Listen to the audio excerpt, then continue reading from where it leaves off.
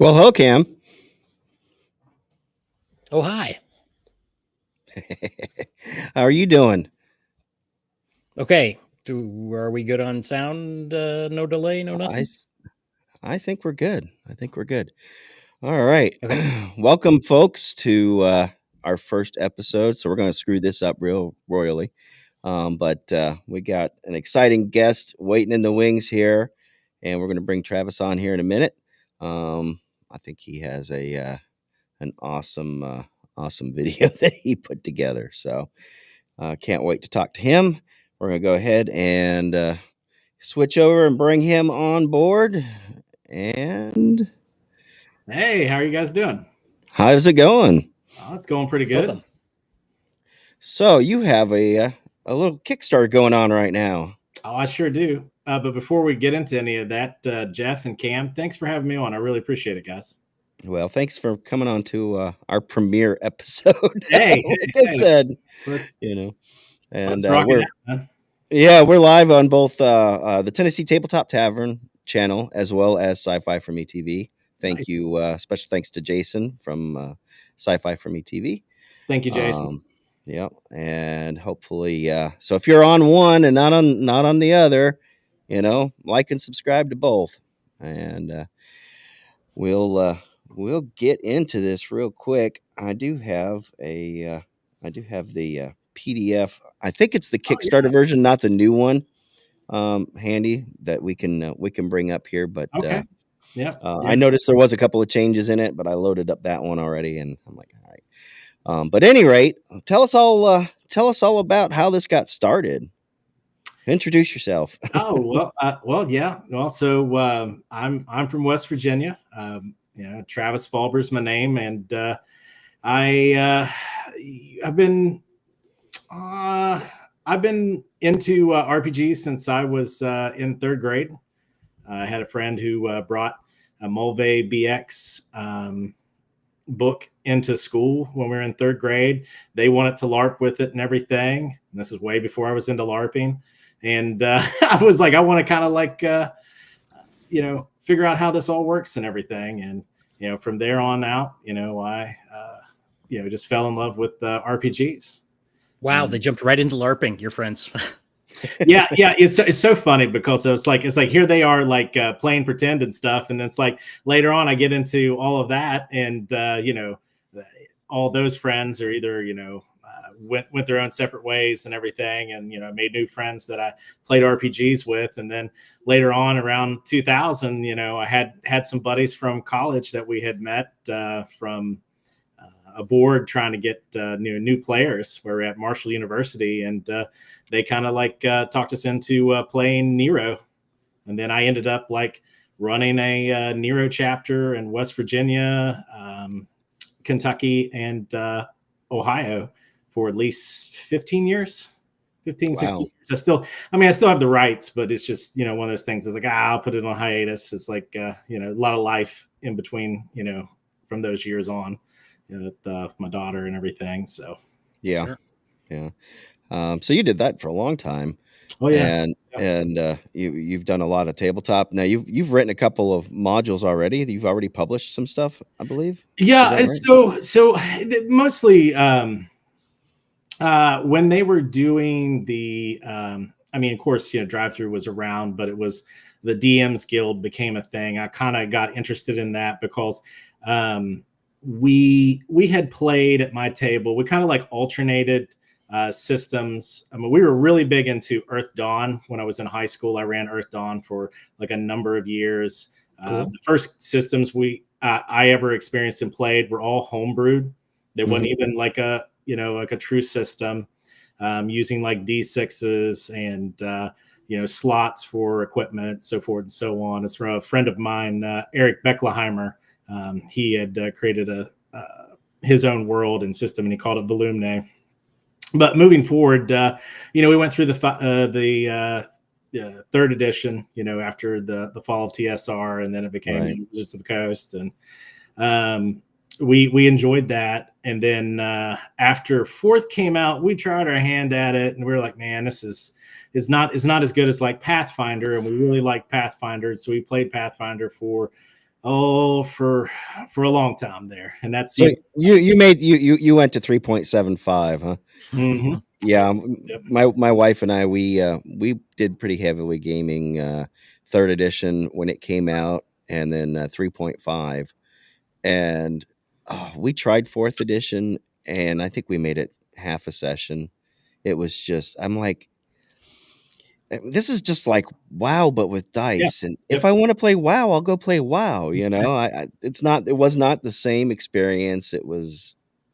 Combat took way too long, and Mhm. we just gave up. We gave up. We stopped. We didn't make the transition. A lot of our friends did. They went to Pathfinder. Um, we kind of stepped back from gaming for a little while, and then when fifth edition came out, that's what drug us back in. Yeah, and that's what I'm leading up to is that, but I got really more into LARPing at that point in time. I was like, yeah, Right. Pathfinder, I can pick it up, I can play it. It doesn't, I can drop in and out. It's not, we always switch like DMs and stuff, and then so I got into LARPing, and then when fifth edition came around, I was like the one who brought it to the table.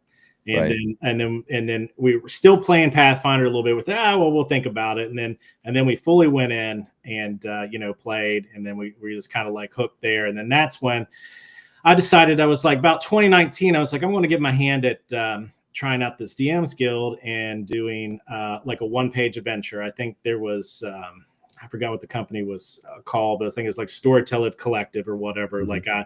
Like I paid for a session or whatever to, just kind of like try to learn a little bit about like how the styles that they wanted.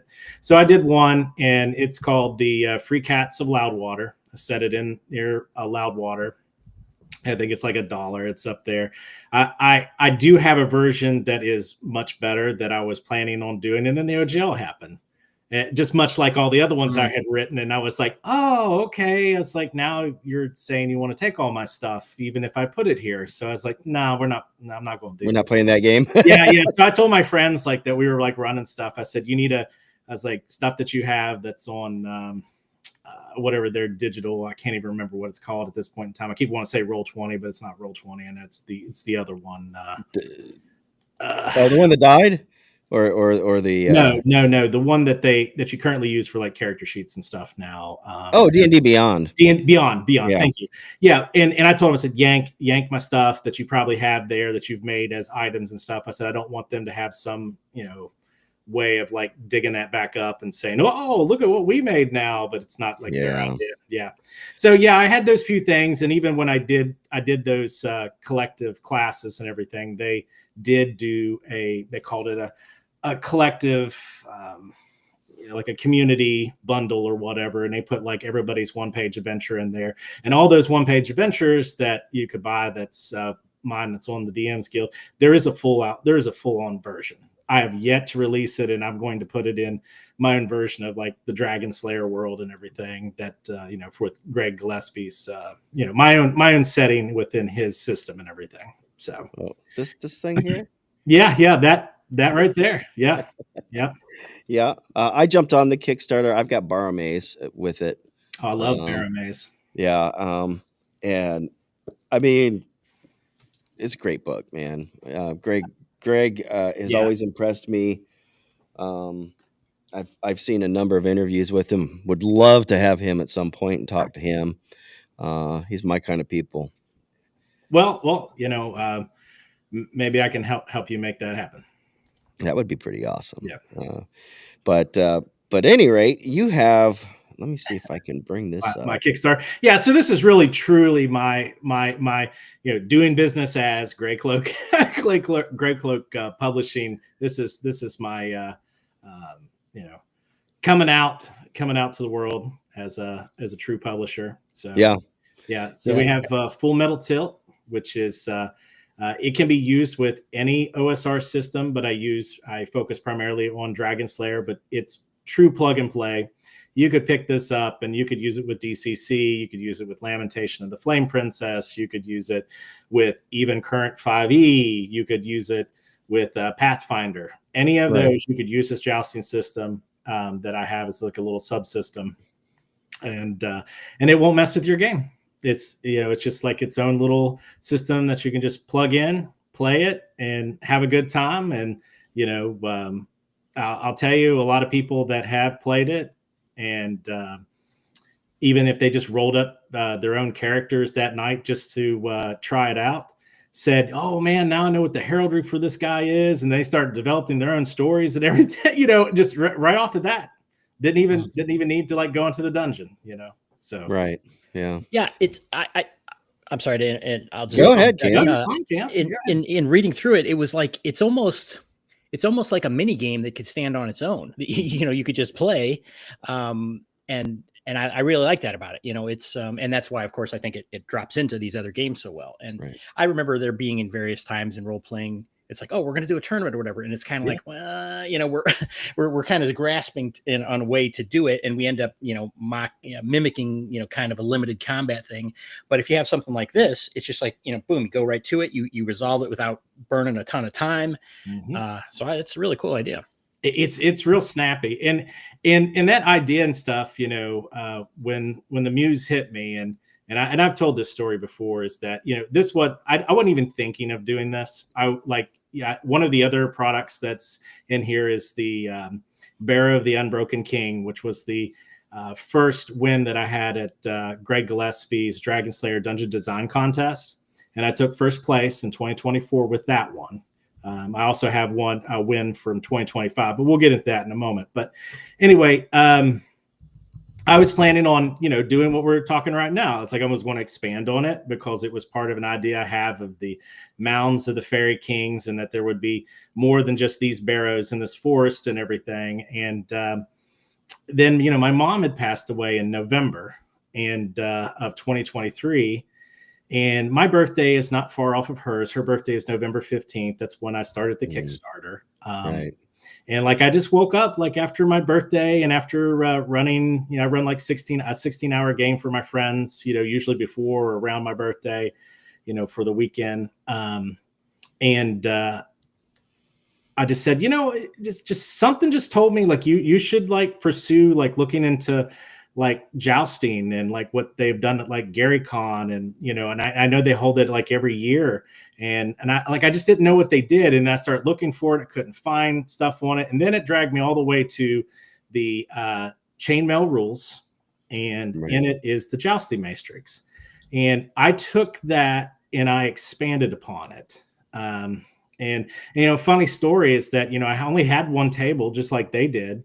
And then I remember when I gave a version out to some of my friends that we were doing a tournament, and I had one version that was had at the top, and it says appendix, well, whatever it was at the time, we'll say it's appendix A, and I had it at the top, but everything has to move down a little bit because of layout. And I thought, well, maybe I'll make one that's just a tad bit bigger, and it's just right beside of it, so you could just print it. Well, the funny thing is that my friends were like, so which table do we use? And I was like, well, it's the same table. And they're like, oh, we thought you did multiple tables so you could change it up. Right. And I was like, oh my gosh, I was like, that's what I need to do. So, and then I ended up, there's going to be 6 tables in the end. I've got 4 right now. And even the guy who's doing the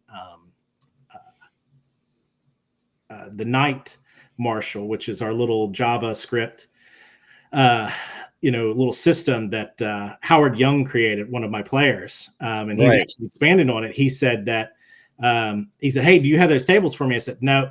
I said, I got all this other stuff. I said, "But it's coming." I was like, soon here, the holidays, we're going to knock this stuff out lickety split.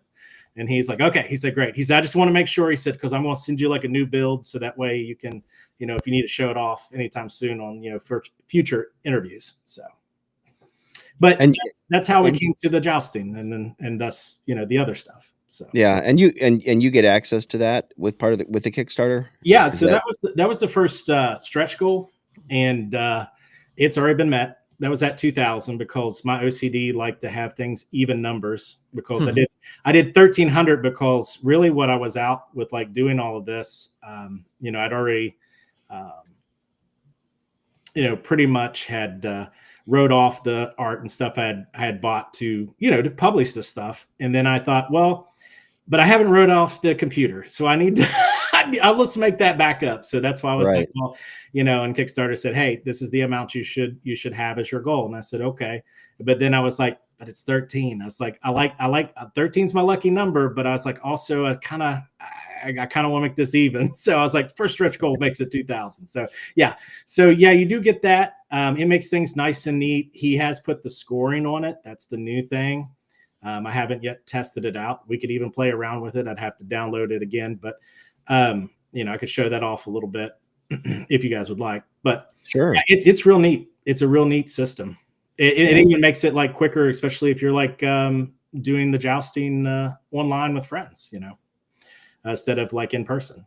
Yeah, and I've got the QR code up there now that should take you to it. If anybody's got their phone handy, they can pull up the QR code. Do you want to bring up the campaign and go through it, or do you waiting to do that a little later? Yeah, let's. Go ahead. Let me go ahead and bring that up here. I'll have to share my screen. We're doing it live, folks. Right. Let's see here.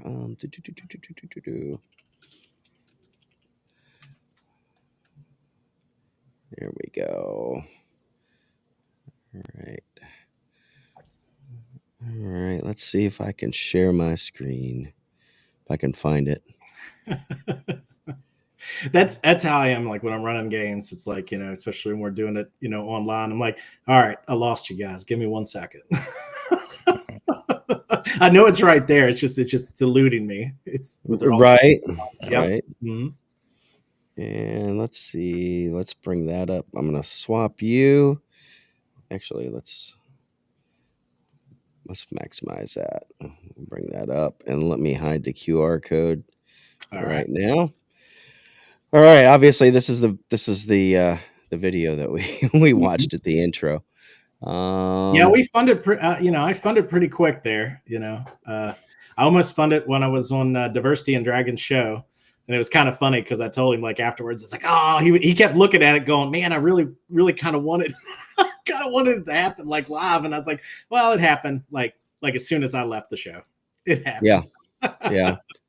Oh yeah. I think I was watching it too because I think was that the first one that you were on? Well, the first one I ever Lord did. Mateus?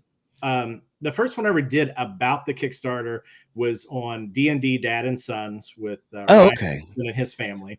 But the one that was before that, which I know that you had messaged me and said, hey, I'd watched it and everything, was on Second Watch. So I did Second Watch the night before, like late at night. Before the morning, I did when it went live at noon. Like an hour later, I was on Double D's show with Venger Satanis. So yeah. He kind of came on board because I think he's got a Kickstarter too. Yeah. And yep. So that was kind of neat. So let's see here. We went up live. That's awesome. Oh, look at that. Yeah. Yeah. Hey, nice. Yeah. Appreciate it. Thank you. Yeah, our work is done here. Yeah. Ta-da! No. Exactly. Let me bring on the chat here too, just in case anybody wants to get in here. We've got. It looks like D&D Dad and Son is in the chat too. So Ryan is also one of the artists too. He does amazing work, and also there is Frank Avila. He did like a lot of my heraldry art that I have. He's also like, if you ever need heraldry, he's the guy to go to. I was just going to say that with his work, I did some of the heraldry myself, but digitally he could pop it out quicker than I could hand draw it. So kudos to that man. So and both of them do great work. So if anybody's out there that ever needs whether it's art, you could get that from from Ryan Nelson, and like I said, heraldry and anything digital of that nature, go with Frank Avila. So. Okay, that's awesome. Let me hide the chat so it doesn't. Yeah, go ahead, Cam. I was gonna say maybe we could just kind of go over the pledges and such, and you can kind of guide people to what they might be looking for. Yep. Yeah. So the story there, it tells you a little bit about that it is a subsystem, that it is plug and play, and like how that it works. And then, I do have not just the Jousting. I also have 2 of my award-winning adventures.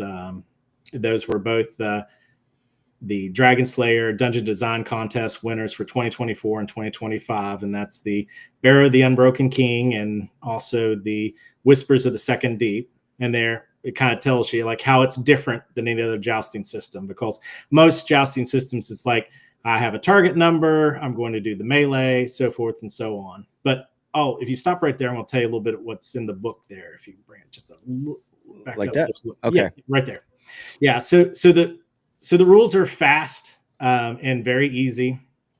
The two things people have told me is that it's like rock, paper, scissors, but also some people say that it's like playing poker, because like if you know how to read people, that plays into, just like if you were playing rock, paper, scissors, you're going to read your opponent. Are they going to throw a rock? Are they going, they're going to throw, scissors, so forth and so on. There will be 6 tables. I currently have 4 built out and play tested. They're all good shape. So that'll be 28 different outcomes that you could have. Though I'm also putting details about how tournaments can be run in your fantasy setting, talking about like patents and people who are not noble born and how they can also, joust and so forth and so on. Right. Your fighters or true knights, awards tables. So I have tables, so you'll have tables that you could roll on to randomly generate, a tournament's winnings at the end. Also, I'm going to do details for horses, ladies' favors. As I kept telling people on like the other interviews I had done, that, all the ladies' favors, you'll have like many different ones, whether it's a rose, whether it's a letter, whether it's, a shawl, so forth and so on, or a sleeve. But I always joke and I say, if you ever get the key, I'm going to put a little disclaimer in there. It says that if I have to explain what the key is for, just roll again on the table. So, and then I'm also going to do rules for heralds. I'm actually, that may actually end up being another little mini game that I'm like working on, that I'm going to call the Liars game.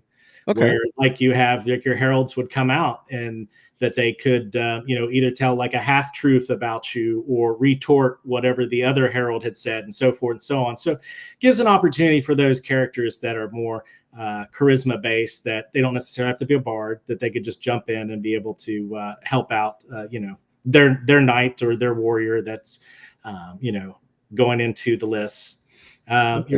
Rules for winning the crowd. And then with Dragonslayer, they don't have a knight class. So I kind of adjusted the Cavalier class a little bit to make a knight. Right. And then with that changed my stats for the Paladin. So if you introduce a knight class, that's going to kind of bump up your Paladin, that it's going to be a little bit more restrictive on rolling up a Paladin. And then I also kind of wanted to introduce smites. And that's why I said like 2 additional classes, because the old traditional Paladin, like you will find in Dragonslayer, has at 9th level the clerical spells and kind of, still is underneath of the fighter tree. And I kind of feel like, that's more like a, under the priest tree, still having spells and stuff. I kind of want, the Paladin to be like, I'm just a warrior, and I might just be, using my holy vengeance through a blade instead of like through spells. But right, I'm leaving those options available. Of course, additional equipment for your knights, 2 adventures, Pass de Arms and the tournament. So that way you could actually solo play off of a random table with the tournament.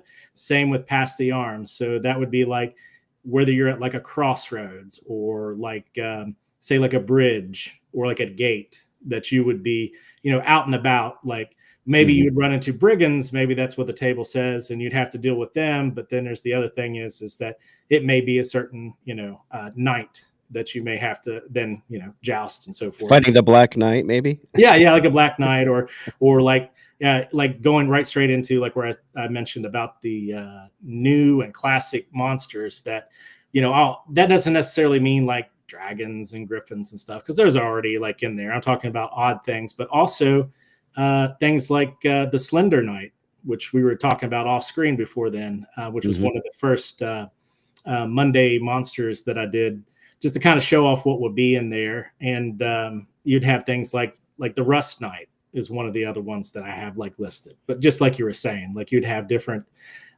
types of knights, maybe even like you said, the Black Knight that you could face. So tell me about the Rust Knight, because that sounds kind of interesting. Is that Well, the Rust Knight, I have him as an idea. I have never really got into his stats and stuff. So he's on board, but he's not one I have like statted out, but he is one of the ones that will be in there. So okay? I'm thinking like with him is more like he's going to be related to undead and the fact of like being, the rust and everything, but we'll see how that all plays out. But that's not one that I have lined up just yet. But you know what? If there's since you showed an interest in it, I'll make sure that it is the fourth one that I do. That'll be the last one on the Monday Monsters before I close that out and then go straight into doing all the finishing parts. So D&D Dad and Son asked, are there rules for "'Tis only a flesh wound"? Well, yeah, that's when it comes to the melee rules and everything, after the jousting and stuff, which would be like when you have somebody who hasn't yielded even after a joust, or somebody who hasn't, or there's a tie in a tournament that is being governed over by a lord or maybe a knight marshal, that it will go into melee. And when you do melee, it doesn't matter what system you're using, that's the system you use. Like you would jump out from the subsystem and be like, okay, so that's why I was saying it's true plug and play. There's not going to be any additional rules or anything. You'll have an injury chart and stuff, like you could get hurt while you're jousting. That will be determined off of the table, whether it's a non-head hit or any type of body hit. But the melee, that would be like if you're playing Pathfinder, then you just jump off the horse and you start playing Pathfinder. Same thing as if you were playing Dragonslayer. You would Dragonslayer. So, yeah, then you would kick right into a regular combat. Right. To OSC, whatever. Yeah, exactly. Yeah. That's why I was saying like it's true plug and play. There's no sense in messing with that because that is what it is. That's what you're used to. This is just something to kind of like, shake things up. It's right. Like, hey, we're going to do a joust, or as two of my players, both my father and my buddy Matt D'Amico, they both were arguing over a +2 hammer. There was a +1 and a +2 hammer that was found in a barrow mound, and they were arguing over who would get it, and they were both joust for it. and that's what my dad said. He said, "We'll joust for it." And I didn't even have the rules and stuff out. We were playing a regular session. They just happened to be near the town, and they're about ready to like end the session that night. Because we play like a West March style. Right. And then he says, "We'll joust for it." And I said, "All right, give me a second. Let me go get my stuff." And so I had to go dig up the tables and everything. I said, "Roll. Okay, got your table. All right." And my dad mopped the floor with Matt. So, and it's one of those things where I joke with Matt. I said, "Man, I was like, I'll never let you live it down, man," because he got that hammer off. Right. Jeanette asked, solo play. How does that work? So tell us about solo play, because I've never done any solo play myself. I know a lot of people seem to be picking up on it. How does that work? Well, it's kind of interesting because remember when I was talking about like being in third grade and then like not being able to play and stuff. I kind of like learning kind of on my own, like how to solo play at that time. Never even knew that was a thing. Now I have like a term to use it. But so if you were using the tables at a joust, well, you would use a D6 and a D8 because you have 8 aiming points and you have 6 defensive maneuvers. So once you pick what you're using on that table against your opponent, you would roll randomly the D6 and the D8, and that would be what they had chosen. Right. And then you would let it play out. So, and then, it's like, and if you're talking about traditional solo play, so sometimes like I've had nights where like nobody could show up or something just happened. What I would do is I would just grab some characters, say if I was using like Dragonslayer or my own system or whatever. Right. And I'd have them already pre-rolled up. I would then use tables and just go and play it out. And usually you use like an oracle. And the best oracle I use is 2d6s, one color, one another. Because like when I run, if I have NPCs, they use the green dice. And then all of my red dice is everything that is your, your bad guys and everything. Right. So let's say if they have retainers, like the group and stuff with them, then I use the green dice, kind of differentiate things up. But when you're solo playing, it's like I've done one fairly recent where I didn't know what the night was going to go alpha and fine. So I had him by himself just start going out into a 6 mile hex, started rolling just to determine off of these tables and stuff that I had, gotten off a drive-through. I can recommend some people's stuff. I can't really remember the guy's name, but he has a great one. And I'll look it up here in a second on drive-through. I'll pull it up. But his system is like you can roll. It will tell you like certain things that you can find. I rolled up a wizard's tower. So I was like, excellent, great. I've got a place to like start going around in here. Didn't even know how to draw it out or anything. So, and I've used random tables. You can find those. Like you got, like I know when I was looking at your collection there, Jeff, that you can look at the 5th edition 5e Dungeon Masters book. There is a random dungeon generator in the back of it. And I've heard it's actually pretty good. It's one of the best things for 5e. Well, I will tell you right now, it has won me two dungeon design. I've used those both times to randomly, with common sense, generate my dungeons. And then, in a tower, in this case, I know it's not going to go off into like nowhere. So I was like, okay, well, how big is this tower? So, and that's what you do is you just play like that, with your solo play. And if there's any decision that needs to be made, just roll the oracle. Am I going left or am I going right? You roll it. Oh, well, we're going left, right. and that's how you do it. And just like you would play any other character, if you're to the point where like, oh man, I probably need to head back. Then you're probably like, yeah, so I'm going to vamoose out of here. So, but yeah, it's a lot of fun. It's kind of almost like playing like a video game, except you're just doing with dice, Yeah. Yeah. Let's see here. So you've got 20 new monsters, 10 pre-generated characters. So you're going to have pre-gens. Now, I presume those are going to be for Dragonslayer? Yes, they'll be for Dragonslayer. Yep. Okay. And then you're going to have printable Full Metal Tilt cards. Mm-hmm. So what are the cards? So there is a number of ways that you can play Full Metal Tilt. Mm-hmm. So let's do this. Do you have the PDF? Can you pull it up real quick? Yeah. Let me see if I can switch to this. Let me see here. And I'm going to find that guy's name that has that whole really great random thing while you're doing it. Because it's easier to describe if we're looking at the chart, and then I can explain everything from there of like how that it works. Because like I was saying, there's aiming points, and then there's also defensive maneuvers, and that plays into the cards and everything. So you don't have to go too far there. Yeah, like page 5 and 6, I think, is where we want to go. Yeah. Let's see here. 5, 6. Yeah, it's called that guy's product is called the Sandbox Generator, and I'm going to butcher his name, but I know it's like clandestine, Eitler clandestine, and it's called Sandbox Generator.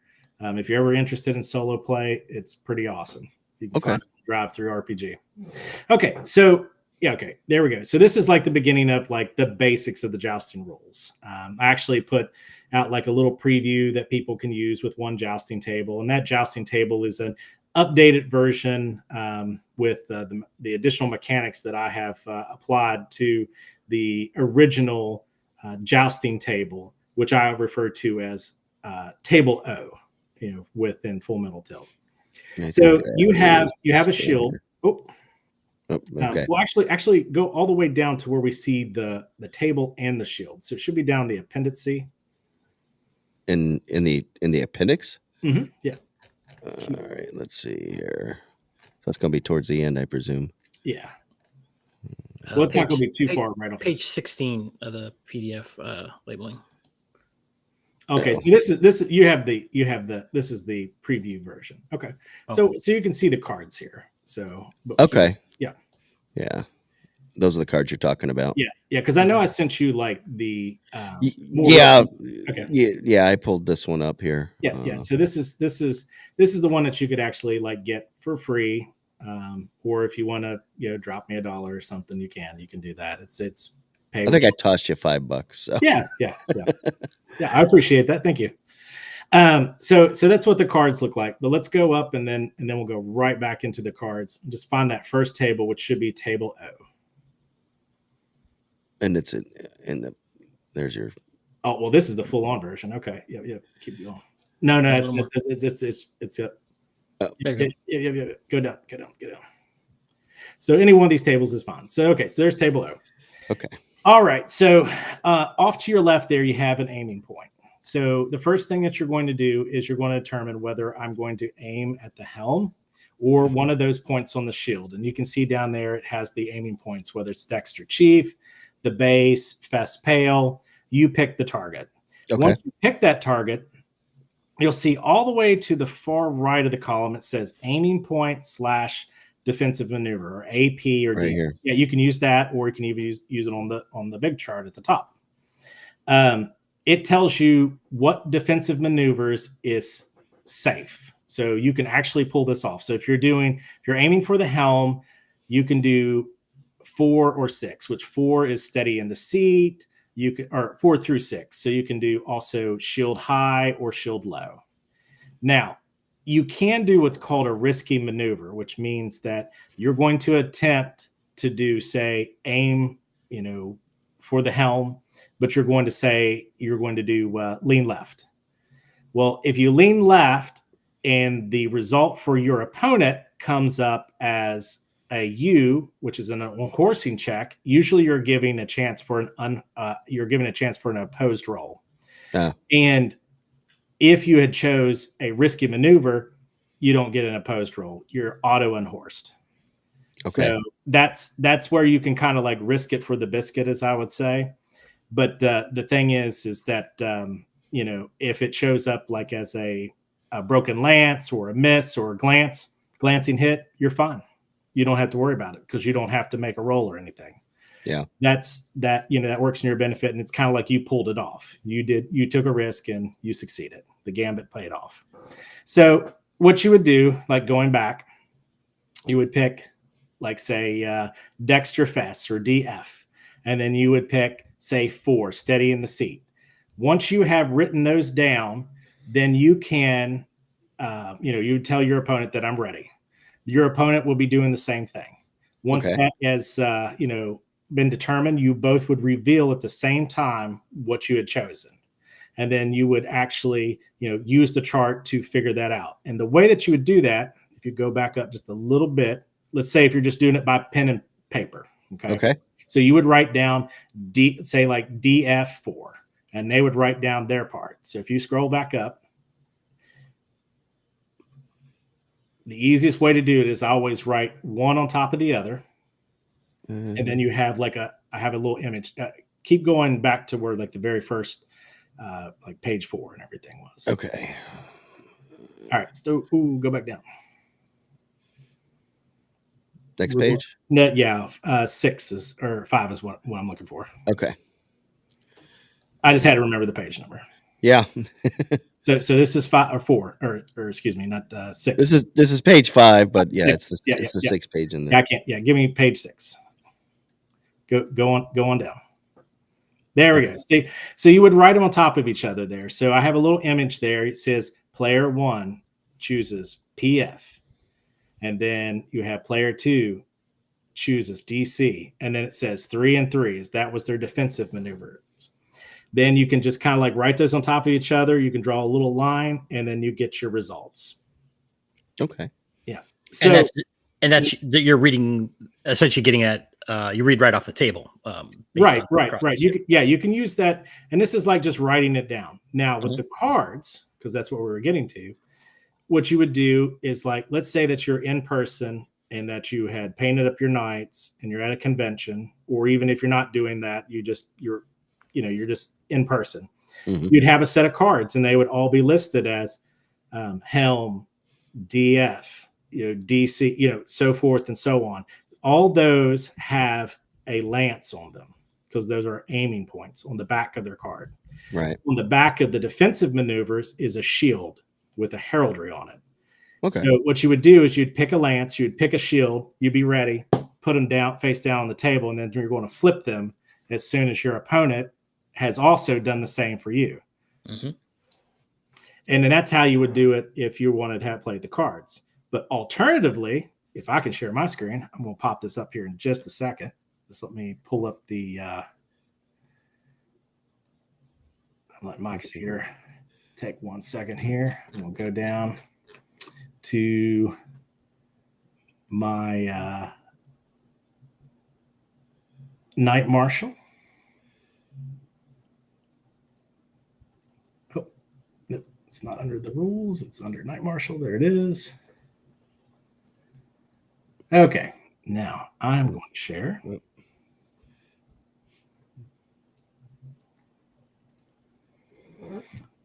Just let me know when you guys can see the Knight Marshal.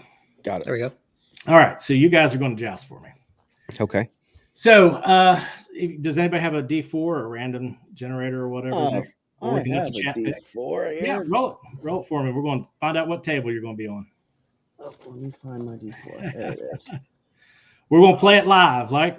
We're going to do it live. Do it live. Really do have a D4 yeah, here. no, I believe you, man. Just go ahead and roll it. Oh, I got a 1. One. We're doing table O. So you have chosen. You have chosen. Classic. All right.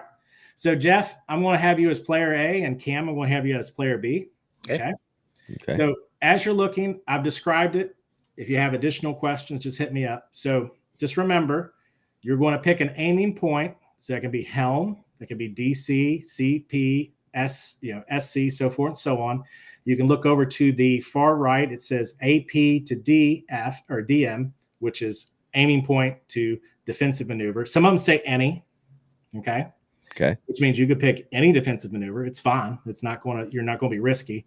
But if it does have a category, say 4 to 6 or 1 to 4 to 6, that's your safe maneuvers that you can do for defense. But if you pick anything outside of that, it will be risky, and it may not go well for you, but it also may go very well for you. Now, one other caveat that we didn't go over. Down at the bottom down here, it says any knight who fumbles, hits a helm, which also means like you break a lance when you hit the helm. Right. Or you break a lance. All this that I just told you goes out the window. So any choice that you make for an aiming point, your safe maneuvers are 4 and 6 because you have to require a new lance. Okay. Whether you dropped it, whether you broke it. Okay. And so that means that your risky maneuvers open up a little bit further.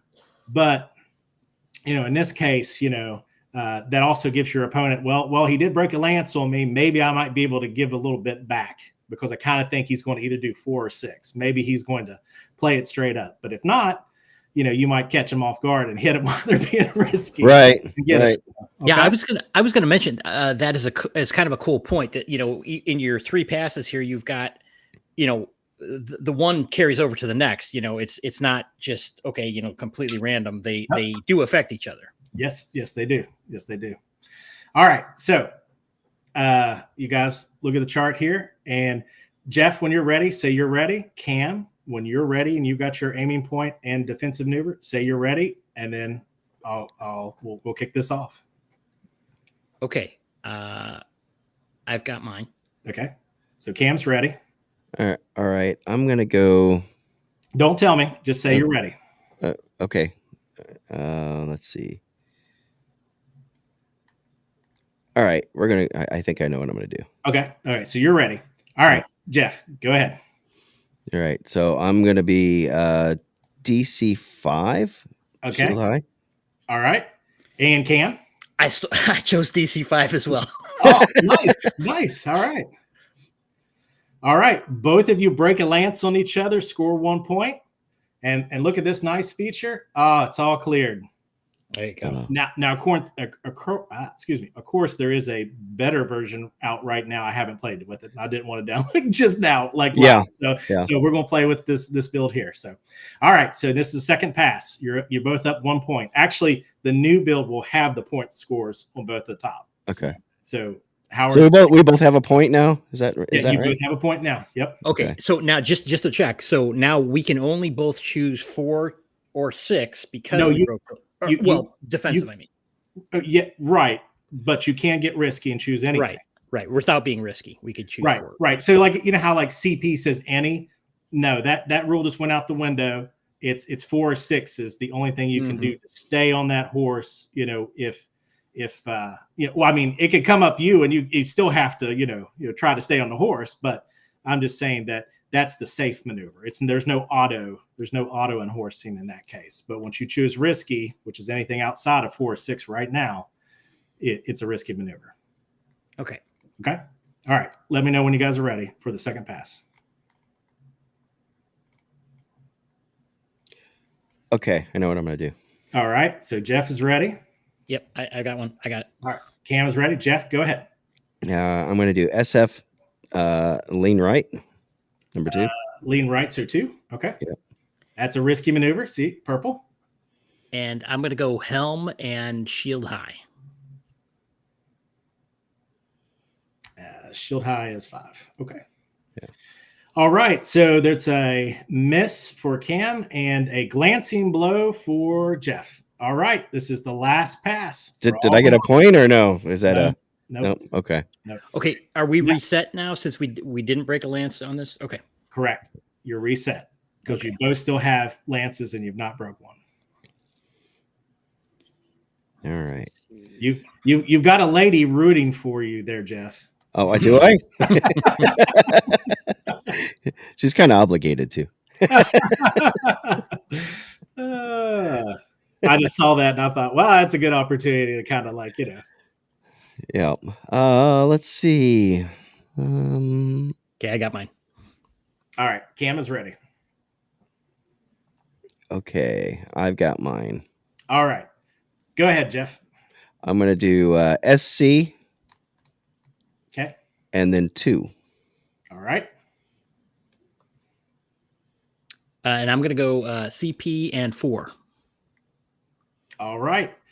So, Jeff, you have a glancing blow, and Cam, you have a chance to unhorse Jeff. Yes. So what you would do here, since we don't have like characters or anything, if you guys both have D20s or a random roller, just roll a D20 and it's opposed rolls. Now, if you did have characters, Cam would be rolling with his bonus to strength, and Jeff would be rolling with his bonus to con, if you had one, or negatives.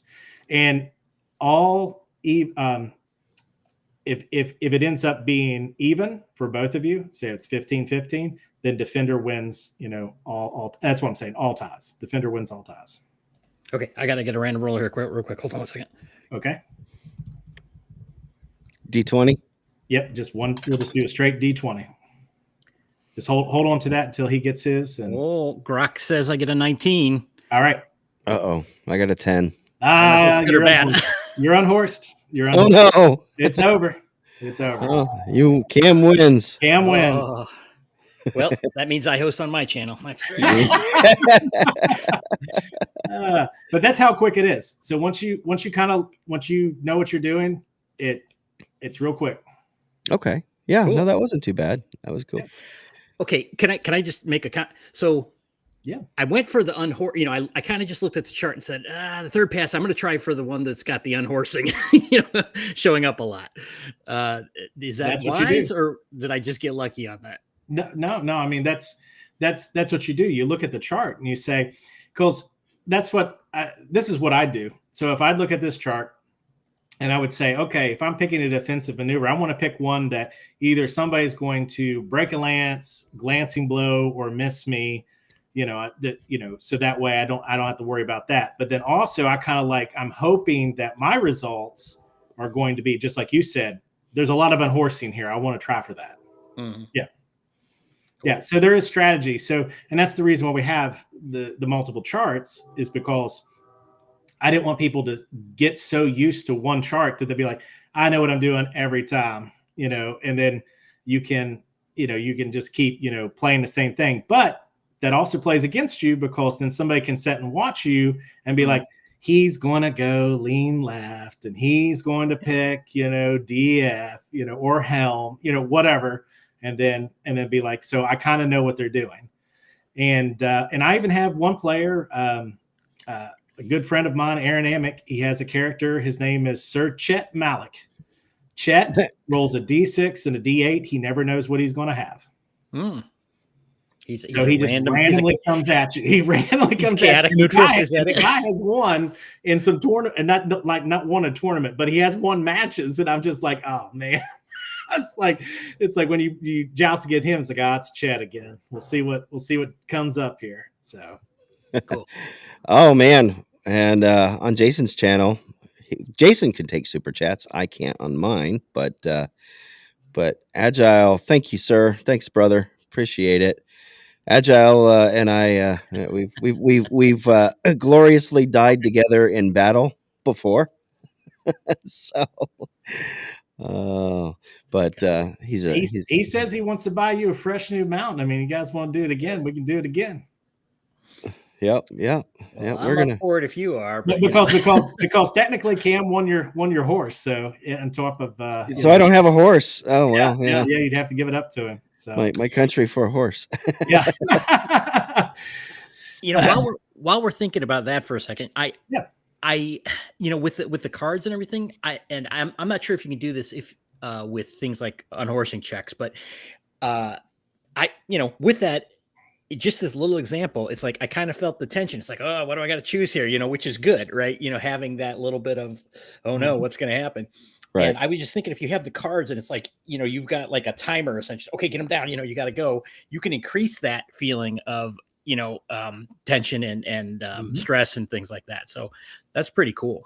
Yeah, and if you have somebody who like even though if like I'm like running a tournament and I'll have a knight in there, then it would switch off to one of the other players. So yeah, it's easy because you just got the table. It's not like nobody. And even if you're playing two players, you can just use the table yourselves and not have to worry about that. But like you were saying about the tension, I do that. Like I was just doing with you all. Like you said, hey, I'm ready, and I was like, Jeff, he's ready. So it's like it's like you're kind of like it's like a ball game or whatever. It's like, are you ready? We got to go now. So are you ready? Yeah. Clock's ticking, man. Going, you're like, okay, that's what I'm picking. Yep. Yeah. So you kind of have to, and you've done this at cons, right? You've actually set up and just done just the tournament, not a game. This game as a game standalone. So I know Cam had asked earlier about it's almost like a mini game where it could be the game that you're playing. So that's and just like you said, do I get a point on a glancing blow? Well, there's tourney rules, not tournament rules, tourney rules. And in that case, you would have teams of knights. So you would be like, like bowling or whatever. You'd have somebody as your anchor. You would have somebody be like, okay, we're down so many points. We need the guy that's going to rock it out for us. Is Sir Richard Big Timber available? Come to the list right now. We need you. So which is actually one of my characters, or one of my buddies' characters, is Sir Richard Big Timber. But but that's what I meant. Like you can. And you would get additional points for glancing blows and stuff, because in a tournament of that style, you have so many points that it's going to end up being a lot of ties, and then adding that additional points of glances as 1 point will make sure that doesn't happen. Cool. Well, Jeff, are you willing to go again, or do you want to move on? Well, yeah, we got fans in the audience. I guess we have to. Yeah. Got to do it for the crowd, right? Yeah. All right, let's mix it up here. Let's roll that D4. Let's get a new table. Let's see if we get something better than one. You got a D4 handy, or you want me to do it? I don't have a D4. Go ahead. Yeah, you do, Jeff. All right. Mine's downstairs. There's my little D4 here. If it rolls one, re-roll. Okay, 4. Okay. Table C. Here we go. All right. So this is on page 19 of the PDF, it looks like. Okay. Let's see. So let me know when you guys are ready. This is it? Oh, this is C. Okay. Yeah. Table C. Yep. All right.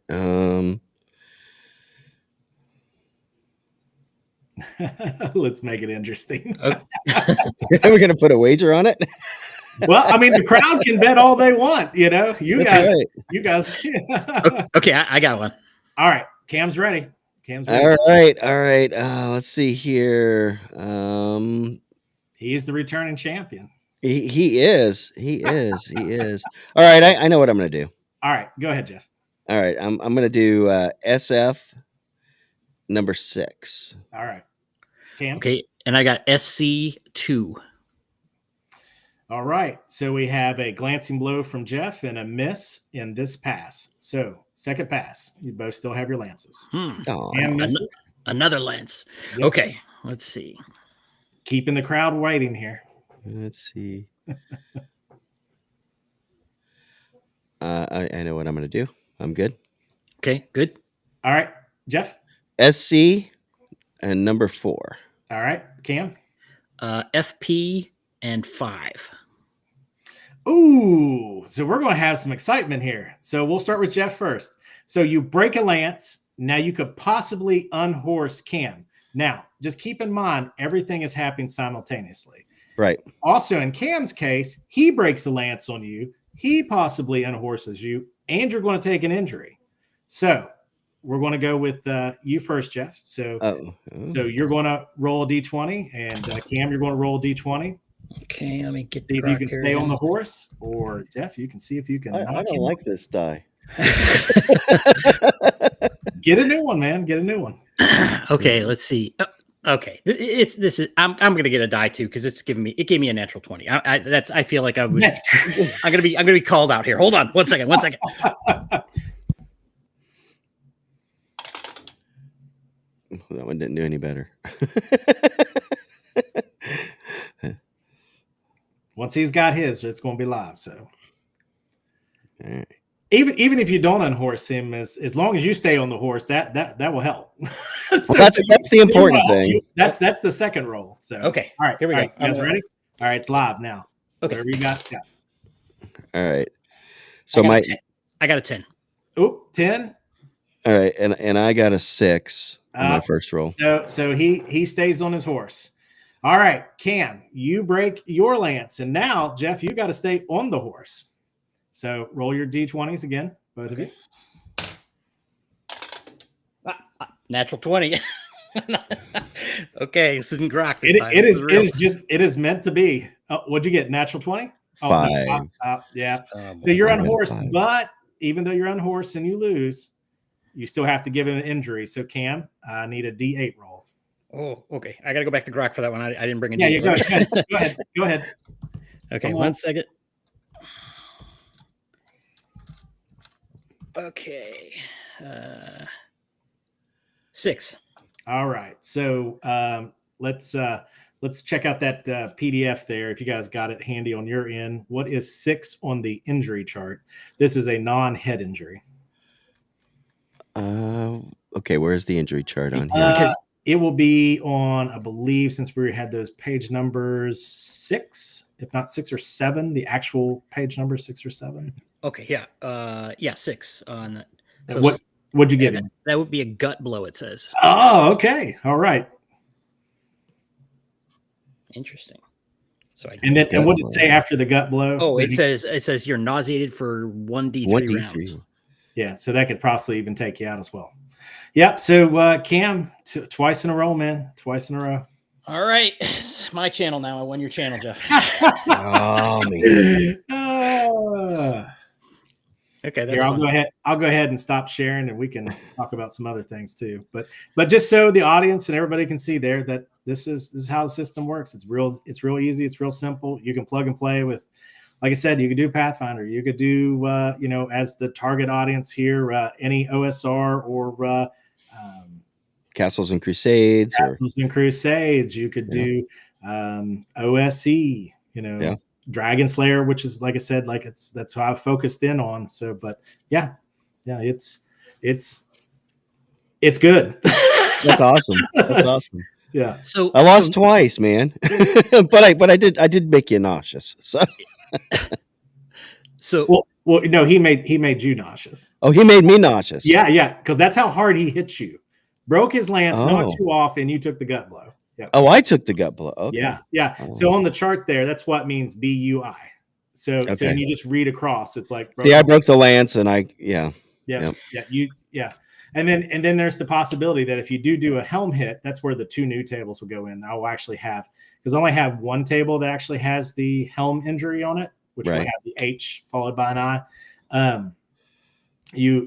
That has a whole separate chart. Gonna get the splinter through the eye type of thing on there. Well, one of them is a broken jaw. If I remember correctly. Yeah.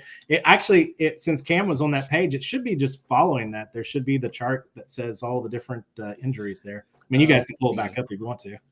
Yeah, a head injury table. Yeah. The head injury table. So just read them off. You got head strike, temporary amnesia, head blow, face smashed, minor concussion, broken jaw, knocked out, and major head trauma. Sounds fun. Yeah. It's a dangerous business, jousting. It is. It is. So, so let's say that there wasn't a D-horse, no one was on horse. Then it would go to the melee? Yeah. So what you do is you determine before the game, whether it's say if it's in a campaign setting, whether it's a lord, whether it's a knight marshal, somebody has chosen that's going to be like the referee. Okay. And then they're going to determine what is the rules for that tournament. You could have, like, in our campaign that I run, I have an area that's called the Kingdom of Stoneforge, and it's just dwarves. They don't do the jousting. They don't do anything like that. They invite the humans come so they can watch it happen. They build them a tilt and everything. They sell them some ale. Right. And then the king I had the king come out, and he said, yeah, there's not going to be this to first blow, nothing. He said, until somebody is knocked out, that's when it's over with, or you yield. And so he's like, I will allow that. And so if I even had, we've even had to the point where 2 knights have knocked themselves both off the horse. So that could have been a possibility in your guys' case. Then it would have went to melee. And then whatever the rules is, whether it's for first strike, whether it's to somebody yields, or you go until one of you is knocked out, whatever. And the way that works is that the only stipulation, other than using the rules of the system that you're playing in, is that you will throw 3. You'll have 3 passes with a sword. Then you'll have 2 passes with a mace, and that could be any sword. You could, like, one person can pull a 2-hander, and the other person be like, I'm using a sword and a board. I'm going to do more defense. And then you could have, in the maces round, it could be somebody's got a war hammer and somebody's got a flail, not necessarily a mace. And then it's like 3 axes and then 3 daggers. And we have had instances where it went all the way to a last dagger blow. In play testing. It was crazy. We kept going. We're like, is this going to end? Is this going to end in a tie? Like, literally like a true tie? No. The guy landed with the dagger, and boom, he was out. So I was like, wow. I was like, so it does play its way. And I do have examples in there, and one of them does show, how melee went and how it was chosen as first strike, and the opponent struck him first before he got to, and that's it. That's all she wrote. Cool. Game over. Do we want to go back to the pledge levels? Sure. Yeah, let me do that. Can you pull that back up? Yeah, let's bring. Yeah, because I got things other than just jousting that's in there too. Okay, we're back where we started. Yes, we have the cards. Yep, we were talking about that. So the cards, self-explanatory. The printable cards, where there's 10 of them, they'll match with the pre-generated characters. So, and all that art too is done by Frank Avila. Where I was talking about the heraldry art. Mm-hmm. And you saw just kind of like a little bit when we were looking at the preview there. Like there was a couple cards there that you would have seen. You know, it was like green lances, and I did the lance art, but he did the heraldry. So Okay. And then I have like the blank set, so like somebody could just draw up their own, and then of course brackets. And you've got your, of course, you've got a video here on the Kickstarter, and while I'm at it, that was graciously a little short that was done by D&D Dad and Sons, or Dad and Son. Okay. Get the thing, and there's the QR code for the Kickstarter. And I will also drop a link in the chat here. I want to make sure everybody has a chance. I'm trying to find where everything is in here.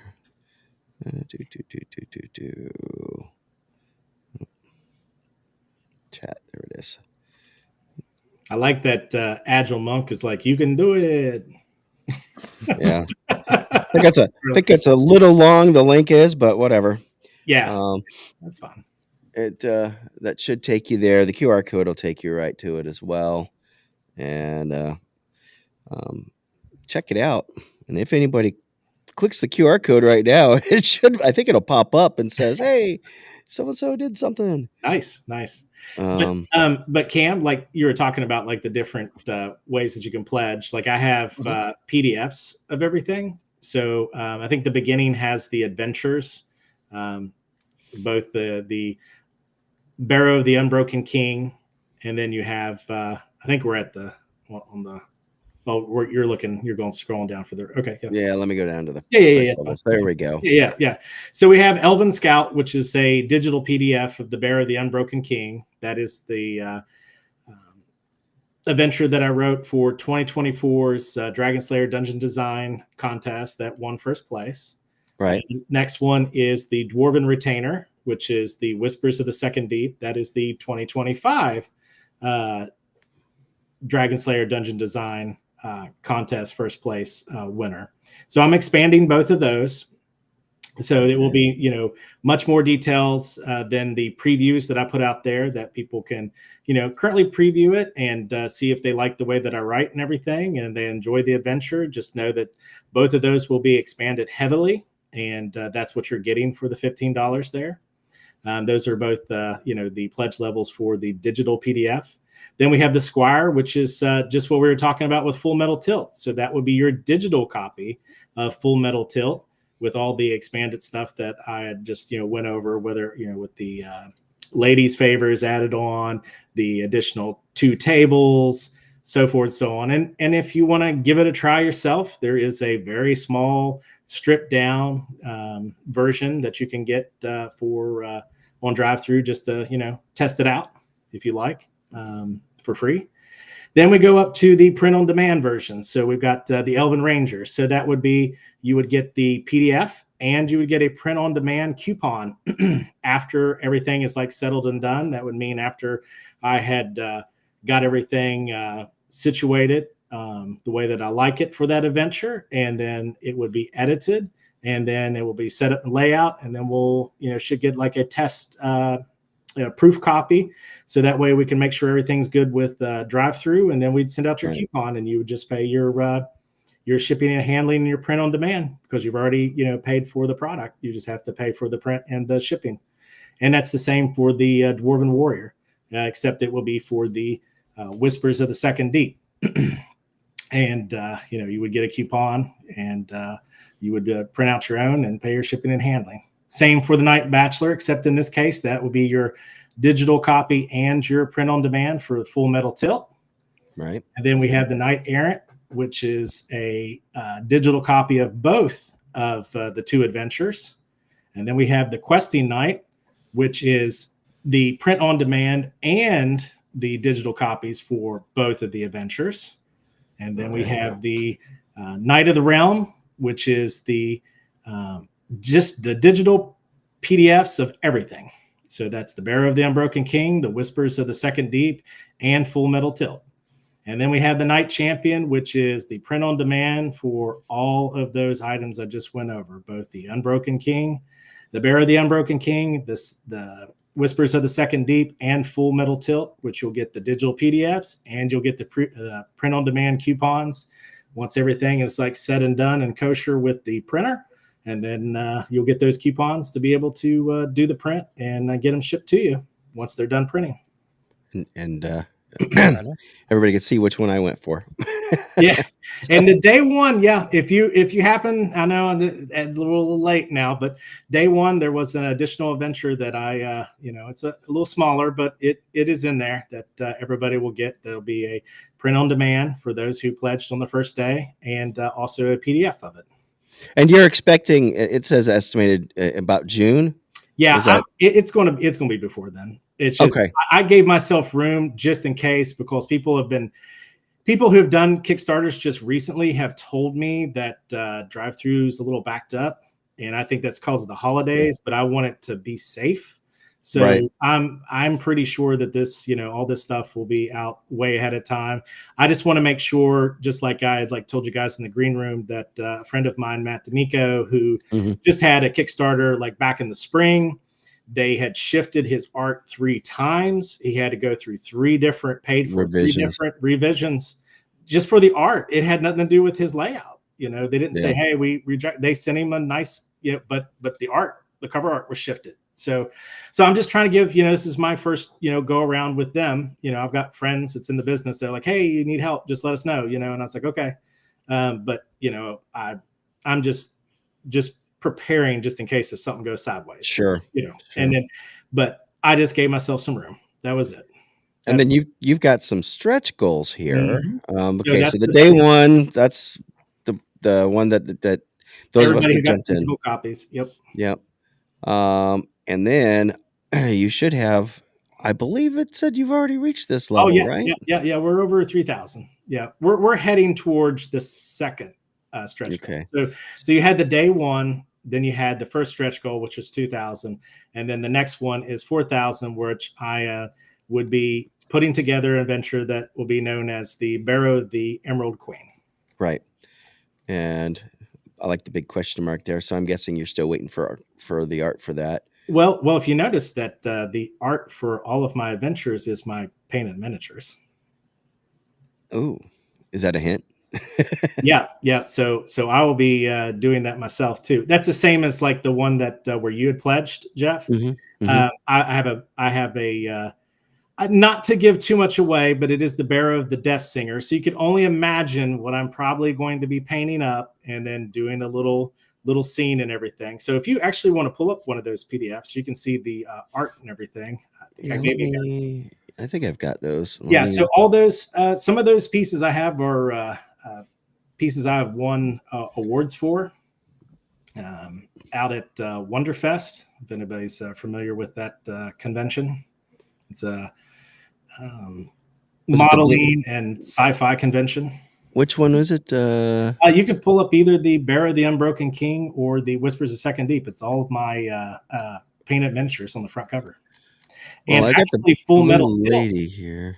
Oh, well, you could, the Blue Lady, that's actually in the Mad Scribe magazine. So that's the only way that you can get the Blue Lady. Ah, yeah. I gave you a copy just to kind of show off that, if people wanted to get, you got a lot more talent though than I do when it comes to painting. Well, thank you. I appreciate it. We can show that one off. I made that as one that I'm going to do as more of a vanity print for myself. So Chris Miller knows that. He's very happy with that adventure. He told me that, he said, "Man," he's like, "I like this because the Blue Lady is a Dragonslayer adventure that in it you will play through it, and at one point in time you will go through a full joust." Whispers of the Second Deep I've got here. Yeah. Is that the one you want? Okay. Yeah, you can show that one off. Yeah. Okay. I thought I gave you both of them. I'm sorry. I thought you got both the Unbroken King and Whispers of the Second Deep. I might. I'll have to look. Just pull up Whispers. It's got my dad's piece in it, which is the one that I've got the biggest award for. So that'd be fun. It's a dwarf piece. Let's see. Let's share the I mean, you can show it. You can show it off. It's not a problem. There we go. Yeah. So there you go. So what I'm going to do with most of my modules and supplements and stuff that I write. So don't be surprised if the cover of Full Metal Tilt does not have 2 painted knights by the time I'm said and done with it. So, but if people just want that, I will make sure that they get a copy of the art that they currently have. But I'm pretty sure people will be like, oh, no, I like how it's all uniform. That's what everybody's told me. They're like, I love that you've done the miniatures on it. So, yeah. There is a rich tradition of a nice back cover art on modules and things too. So yeah. I did. I wanted to make sure that it had that little nod, you know what I mean? So to the the older days of TSR. So yeah, I like the dioramas and the miniatures and everything. That looks cool. Yeah, thank you. And there's your back cover. And I love you got a whole little phrase. Well, you'll like this too. If you go to the second page, I have a disclaimer on all my products, including the Full Metal Tilt, that to where I nor Gray Cloak Publishing will not be held accountable. So it kind of gives you a little detail for the person who bought this. Yeah. So that one there. Yeah, Gray Cloak Publishing and the author take no responsibility for I can't hazards.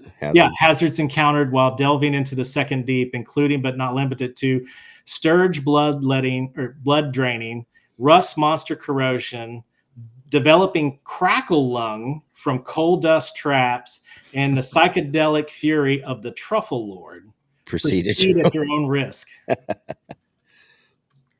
And if you want to, you could pull up Full Metal Tilt, and it does the same thing. I have one for each one of them.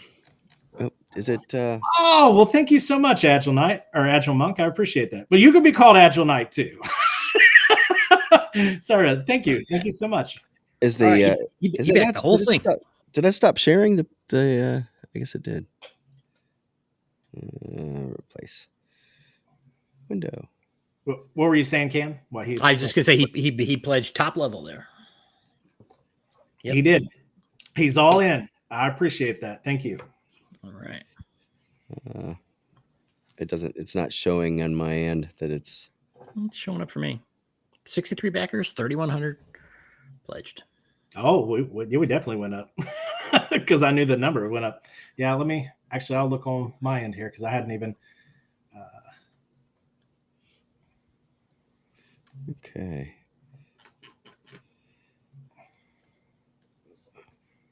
While you guys are looking at it, I will comment that I always enjoy you have, like you mentioned, the knight and the paladin options in there, and the classes basically. I always like that little bit of crunch, to have. I enjoyed the knight, reading through it.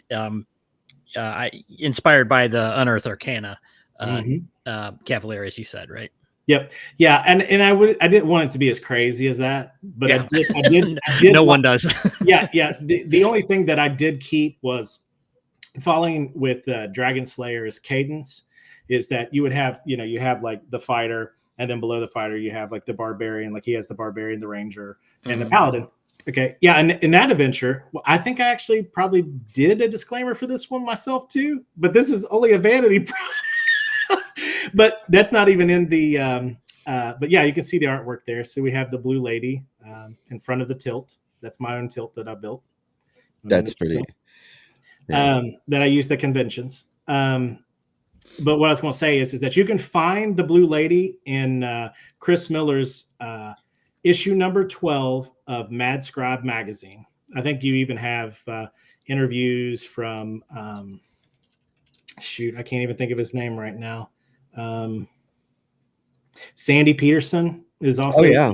I mean, it's a real good magazine. There's a lot more than just me in it, but you do find that. But going back to what we were just talking about with the Cavalier, I did keep that each one of the classes, like in the tradition, is that you have to have a prerequisite.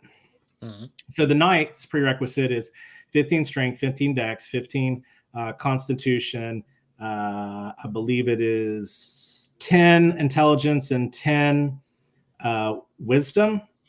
Charisma, not so much that you have to worry about, but that's what had to make it. That's what had to make it. The paladin had to take an extra step forward off of that, because I view it as the knight is, where your paladin would be below the knight in your progression of, like, that you're not going to have that many knights as you would fighters, and you're not going to have that many paladins as you would knights. So, and I actually have just completed a couple of days ago at Thanksgiving. I've been rolling like the Dragonslayer dice, 3d6 7 times. You drop the lowest, and I did that through 365 days. And I will tell you that knights do show up, actually way more often, using this system. But I think I rolled in using this, I only rolled 1 paladin. So I was like, that works for me. I was like, I want them to be rare, but I want them to, earn their keep. I want them to be, as powerful as they should be, but rare. But yeah, so Mad Scribe, like you showed there, you can get the Blue Lady there. So I did read through. Jeff shared the copy of the Blue Lady one. I did read through that. I thought it was fun. Yeah. I did a nod in that to Chris, because he said that he was his ancestry from Scotland, that he was descended from the family that the Red Cap was, the myth of the Red Cap comes from. Right. And so I was like, I have to put a Red Cap in here. Okay. Is an option and everything. Yeah. Yeah. And I think on our main our thumbnail is got the picture of the whole jousting tournament. Yeah. That was from CharCon in Charleston, West Virginia. It's held every year in July. And me and my friend Aaron Amick, he was able to go with me on that first Friday, and we ran the jousting for people, so that way I could kind of pick up some additional play testers and see how people like it. And people were like, "Can I buy this?" And I was like, I'm doing a Kickstarter for it. I was like, but it will be, you could, I'll let you guys know and everything. And I did. And, hopefully, some of those people did buy it, or, or at least pledge is what I mean, and then, right. In the end, if not, when I go to conventions, I'll have live copies, so that, just like at that point of sale, somebody will be like, "Hey, can I buy this?" Sure. Yeah. And I dropped a link for the Mad Scribe down there in the chat. Hopefully it made it to all the channels. Chris is a good guy. Yeah, I think he actually is. I think I'm closer to him than you are, if I'm not mistaken. Yeah. He's down in Atlanta. So, yeah. He's on my list of people to talk to. Yeah. For a couple of things. Yeah, he'll definitely reach out to you. I know he's in the works. I think last time I saw, like, on Diversity and Dragon show, that he's working with Rob Kuntz to do all his stuff, print it stateside, even the stuff that's out of print, I think, is what Double D was saying. Said that he would. He just announced it last Wednesday that he's doing that, which is pretty awesome, because, like, Rob's, I think he lives in Corsica, so he's over in France. Oh man, yeah. That's a little bit of a drive. Mm-hmm. He still makes it out to some conventions and stuff, like Arnicon and everything. So, and we see Donnie in the chat. Looks like he's probably on Sci-Fi for Me right now. Yep. Okay. Yeah. So Donnie is a mainstay on the Sci-Fi for Me daily show. So yeah, he loves jumping on with us and telling us about how much he loves the Power Rangers. So you can make a whole Power Ranger night squad if you want. Probably. There you go, Donnie. You need to jump in on this Kickstarter, and just make Power Rangers jousting. That would be awesome. Well, you know what? Joking aside, I have many times enjoyed, like, oh, here's this thing. I'm going to make a D&D character, that resembles them in one way or another, Right. Just a fun little side hobby. Mm-hmm. Yeah. So what are your plans after this Kickstarter rolls up, and what do you got next? Rest. A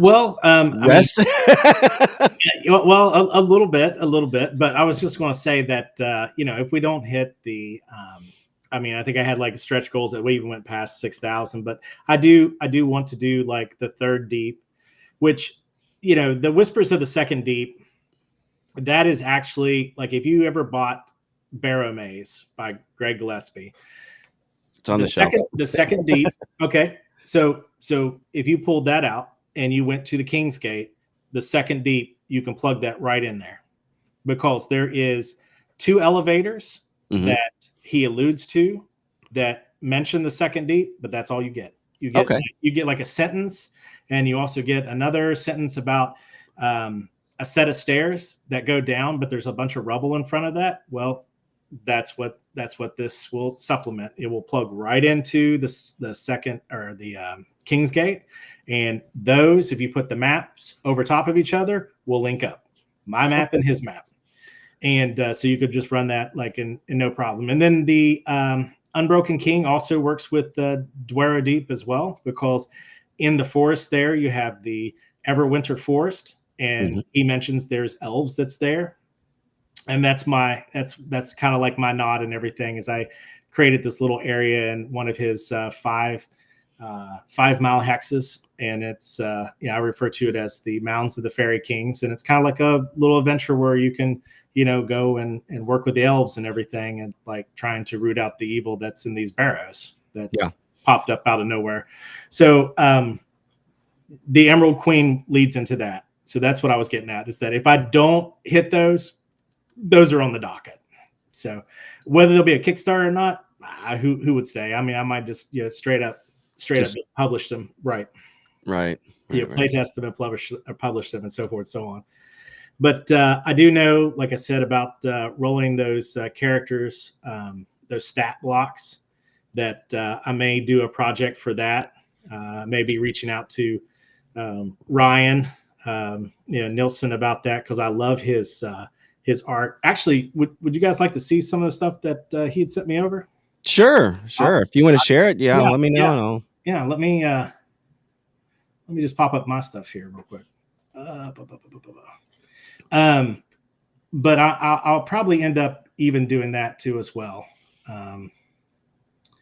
But those are just the things that initially. But my first goal is this has to be done, complete, in everybody's hands before I start thinking of anything else. I know that there will be another dungeon design contest that will come up here in April. And yes, I want to compete. I want one more crown, and then I'm going to be like, look, I'm done, Greg. I'm not going to, like, if I win, because it's so funny is that he talks a bunch of crap for me.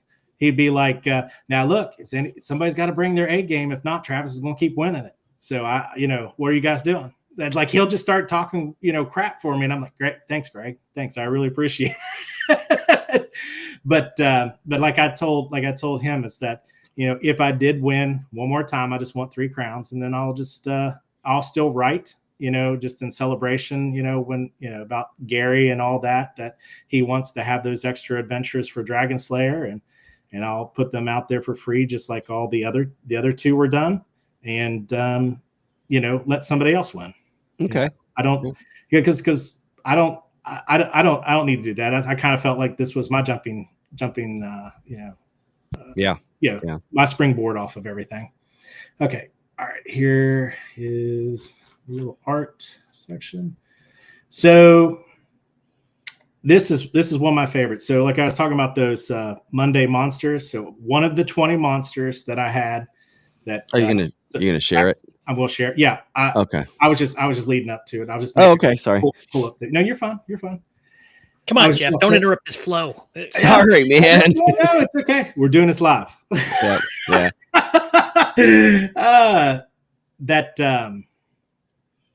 Only the people that are backers, got to see like the stat blocks and everything. But one of the creatures is known. It was the first one that I showed up, is called the Slender Knight. And this is the art that Ryan Nilsson did. Oh, wow. I kind of told him what I needed. This, so you have this giant fairy knight that has no face, just like the Slender Man. That's where I was coming. Yeah. That's in this suit of armor and everything. Whether they use like a giant 2-handed sword or a halberd or whatever. And as like a lot of people said, it's like, man, Elden Rings. It's like, I never played that game, but I did see the stuff. I was like, and it is cool. So, that might be my inspiration off of it. But there you go. Yeah. So there's that. And then also, I want to stop sharing for a second so I can dig up the next thing here. Then I'll share here in a second. He also did some art for in the back of the barrow of the Unbroken King. There is pre-gens, torchbearers, and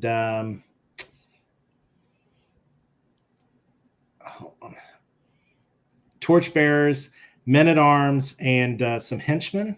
Okay. That's not it. Bingo. Okay. Get over here. Okay. Now I'm going to share again.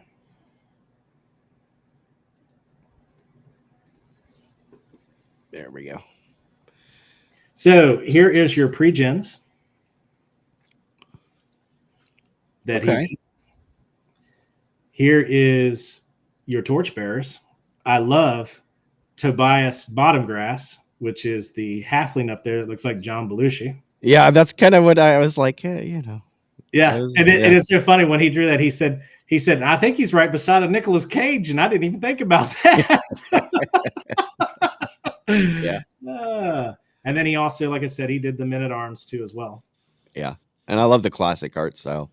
Oh, his art's amazing, man. Yeah, Ryan's art is amazing, and that's D&D Dad and Sons. So if anybody ever watches his channel and everything, Ryan Nelson. By the way, that gnome there, his nickname as a ex-soldier is the Badger. Okay. Nicolas Cage, more cowbell. Mm-hmm. All right, that is awesome, man. Stop sharing here. Yeah, I've got all the rest. You got a whole bunch of stuff going and ideas burning now. Yep. Yeah, so just letting people know that if you did buy the whole kit and caboodle or back the whole kit and caboodle, you're going to get your money's worth. I promise you. Yeah. Yeah, and it looks like you're at 3,100 now. So nice. Thank you all. Thank you. Yeah, I think Agile helped out with that, and Agile, thank you so much. A couple others. Definitely jump in on this, guys, if you're looking to add a little bit of stuff here. I know that it's so funny is I know that put stuff up for free, people will get it, but it has been constant when I put that pay what you want or whatever. I've had people send me some money, just like you said. I gave you $5. Some people have sent dropped some money here and there, but there's been a lot of people have picked it up, and I've watched the number of people watching, which like we were just talking about beforehand, that I have a feeling a lot of people was going to pull the trigger right at the end. So yeah, and that seems like we were talking about before we started streaming. That's something that a lot of things start off the gate really good, and then there's kind of this little lull where you'll get a few here and a few there, and then it picks back up. Some people are waiting. A lot of people want to wait to make sure it's succeeded, which you succeeded in the first day. So 3.5 few hours. Yeah. I mean, I was watching it, and I'm like, oh man, he's got this down.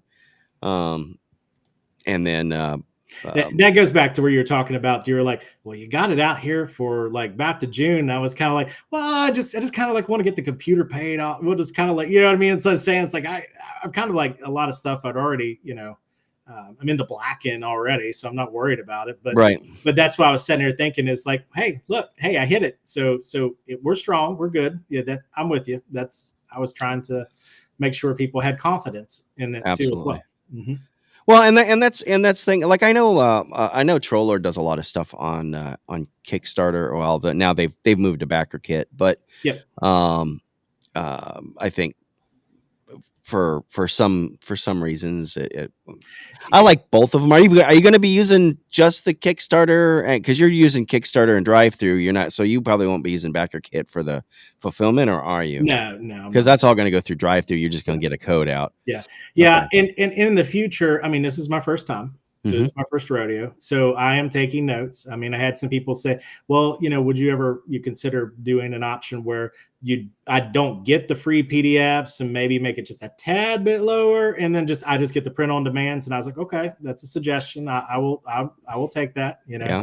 That wasn't like something out of 86, it wasn't like something, out of La La Land. But yeah, I'm with you. I have a friend right now, Matt D'Amico. He plays at my table all the time. He's out in Arizona. He's also a creator. He writes a lot of stuff for DCC, and he does like a DCC Shadow Dark combo, but he also writes kind of like the Weird Wild West system that they have. I can't think of what it's called right off the top of my head. Oh, from Goodman? Yeah. Oh, no, DCC. Well, I mean DCC Dungeon Crawl Classics Yeah, is it's Goodman Games. yeah, it's Uh, yeah, they it's have, Goodman's. Okay, I'm sorry. yeah. They have I know they have Yeah. Mutant Crawl Classics, and which is their Well, hold on, post-apocalyptic. He's doing one right now that is on Backer Kit, is what he's got one on. Okay. Let's see here. I'm gonna look at my drive here at Goodman's, and it'll probably come straight to me. Or maybe I'd put that separately for him. Weird Frontiers. Okay. Yeah, so he writes a lot for that. But I was just going to say that this is like his first experience with the Backer Kit, because everything else he's done through Kickstarter. So I was going to kind of pick his brain about it, just to see how everything's different. But that's the thing too, is that like, I'm friends with like John Torres and Victor Gorchev, and I was just like, I know that they've used like Lulu for stuff. So, and I've used Lulu's to print, my own stuff, but kind of wanted to, just find out, is it better to go through them, or, kind of like break it up. So Right. We'll find out. But for right now, this is my first time. So, all right. I'm going to hand off to Cam for a minute. Yeah. Okay. I gotta take care of something real quick, but I will be right back. Cam, you got it? Okay. Well, I'll soapbox for 1 second, and then I'll ask Travis to mention it. You mentioned the OGL scandal and things like that, and a lot of people are dissatisfied with the big boys and some of their behavior and such. And I like creators like you, and there are many independent creators who are doing things, and people have a chance to make their voice heard. Sometimes it's like, oh, it's so big, you can't do anything about it. Like, let's say movies and things like that. It's hard to do. In role playing, there are abundant chances for people to be able to speak with their dollar, and backing a campaign like yours is one of those ways to do it. So I'm happy that there's guys like you out there doing this, and feel free to comment on any of that, or you don't have to if it's I appreciate that, and I'm with you. I do back a lot of people. I mean, like you can see, like on my profile here on Kickstarter, if you're looking at it, it says I backed 61 different different campaigns, and I have used Indiegogo and also Backer Kit. I've backed stuff like I just talking about Matt D'Amico. Even another friend of mine, Andrew Kawood, who does he used to do a lot of 5e stuff, and now he's like kind of like moving away from it because the OG, you know what I mean? Yeah. So, but I was just going to say that, I do try to support, the people that I know it's in, the community and everything, but also, I've kind of, a lot of the stuff that's being made just seems like it's not for me anymore. And I don't even know if it's even for a lot of people. I think it might just be for a small niche and a small couple cities out on the coast. I don't necessarily think the rest of, the world, let alone America, wants to buy it. So, but it is what it is. And I'm just kind of like, well, it's kind of sad, but there's a lot of people out there that really is coming out with very unique stuff. It's like, I saw, like, you got like, Rob, who I think it's Pulp. He has I always get Pulp Hummock, I think is what his G.I. Joe name is or writing name is that he goes by, or his company, but what I was going to say is that he has Gods of the Forbidden North, which is like this huge OSC campaign that you can play, or you could play it with, even with Dragonslayer or anything. It's still just, it's compatible, but it's like in three different, it's like, it's got a mega dungeon in it. It's got this whole open world, everybody's there's all these people that's doing it. And I think that right now we're kind of in the golden age of, the small publisher putting things out like it was at like the beginning, like in the 70s and everything, when stuff was starting out. Yeah. And it's, I'm like many people, I have, more interest in playing than I have time to play, but it doesn't mean that I don't still enjoy this stuff. It's, right. Even if I'm just reading about it and I honestly, I read more RPG books than I play, but, sure. You're right. There are so many choices out there, and you don't need to support the bad actors if you don't want, and you get to decide who the bad actors are too. Right. Yeah. If you like that, go ahead, that's for you. Yeah. If it's your cup of tea and that you want to back, said company, then that's great, but you don't have to. There's all kinds of options out there. And like a lot of people will say, oh, I don't need another book or whatever. It's like, I just saw somebody the other day, actually it was today. It was just talking about, well, it's just these books are just way too expensive. And I was like, well, the guy kind of dropped everything down. And, to where it's an affordable. And then the guy's like, well, the print on demand is still this high. And I'm like, oh, okay, I got you. Like, you're never going to buy it. So I understand. I don't need to say it. I'll just say, okay, I got you. There's no sense of, I think print on demand is for people like me is awesome. Because it lets me, I am a physical guy. I like my physical media. Yes, the PDFs are great. I don't have a problem with using PDFs for searching, finding the rules, or whatever the case may be. But when it comes to, I want something tangible. If I want to sit back in my easy chair, relax, and read a book, I want to read something that's printed. And I think it's given a lot of creators that option. And they both have their. I'm the same way as you. If I'm going to sit down and actually read through some rules or whatever, I like to have the book in front of me. But I can't deny that having a searchable PDF is very handy. When you're trying to manage running a game, for example. Yep. Yeah, and then sometimes it's like, let's say that I have a friend that's doing a project, and I'm like, this isn't my cup of tea. I'm like, I'm okay. I'll get your PDF. That's great. And maybe there's some ideas I can take from it or use from it in like my own stuff. But I'll still back and support them. I kind of like, well, that's pretty good for a PDF. But I'm with you guys. Is that the times where I'm like, okay, I'm researching something, I'm trying to write like this adventure, and I'm like, okay, I need to Control F. I need to find this. Is this in here? Do I need to go somewhere else? Can I find said item that's in this book?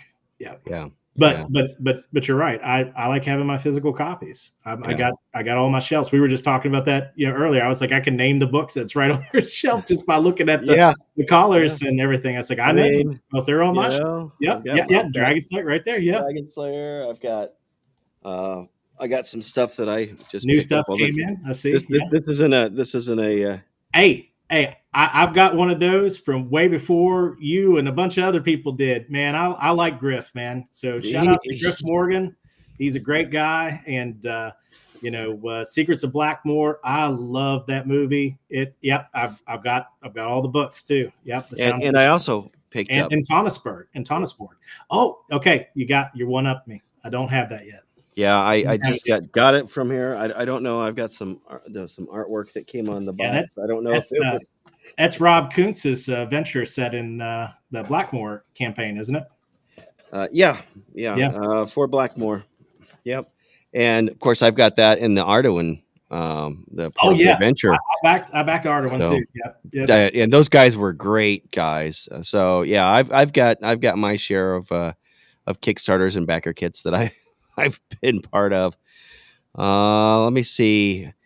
Shipping to Canada is nuts. Give me a PDF and I'll print it himself. Okay, and I get that. Yeah, right now, sometimes with some of these crowdfunding things, just getting it delivered to Canada or overseas could be more than the Kickstarter or the the crowdfund item was to begin with. So yeah, well, I know, and I understand like Frank's point there. I mean, that, by the way, that's the guy who did the heraldry art and everything for me. Okay, that's Frank Avila.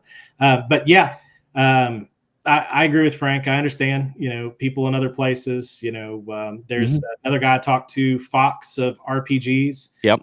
I've like, if you watch like his channel, he'll talk about, hey, I love cards, and he's like, and he's over in Ireland, and he's like, yeah, I'll just get the PDF and then I'll just get a nice cardstock and print them over here. And I know Scudder for Mike, he's out, I believe he's out in Beijing in China. And, wow. he's like, I get my stuff and I print them here, And I'm like, I get you. I haven't shipped. I understand it's going to be a pain, but that's why you got your digital copies that you can do that stuff. It makes it worldwide availability. Oh, yeah.